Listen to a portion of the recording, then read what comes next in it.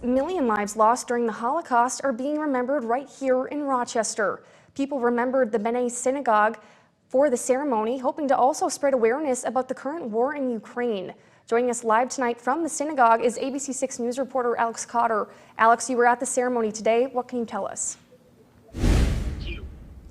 Maisie, it was a solemn ceremony today at the B'nai Synagogue. People who spoke from the heart about how their families were affected by the Holocaust and continue to be affected by war. Well, we say this every year, but every year it gets more and more urgent. It's been nearly 80 years since the Holocaust, and with each year, more survivors pass away. Rabbi Michelle Werner says it's important to keep their stories alive. And the number of deniers is increasing regularly.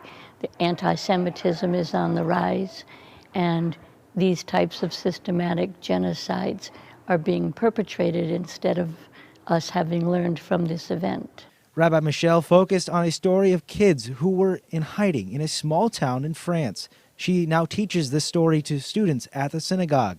We remember them as the children who did not get a chance to grow up and reach Jewish adulthood or adulthood in general, and it's important to remember them and stuff. So we treat it as like an act of remembering them. Two members of the Jewish community spoke about how their families were impacted by the Holocaust and now the war in Ukraine. Dr. Rosalina McCoy is from Latvia, where her father is from, and her mother's side is from Bulgaria and Ukraine. It can seem that this can't happen again. I mean, just the horror of 6 million people being rounded up and gassed or shot to death just for who they are. And we think it's so horrible that it can never happen. But the steps that led up to that happening, they can and are happening again. Dr. ALEXANDRA-SPINNER's ancestors are from Eastern Europe, and she has a sister living in the Ukraine.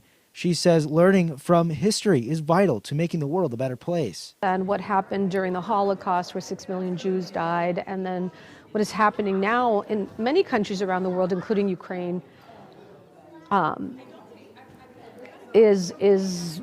be sugar-coated. And I think that we each have a responsibility to take action in any way that we can, to educate others, which I consider today to be an educational opportunity, but then to also turn those thoughts and that rage, if you will, into action.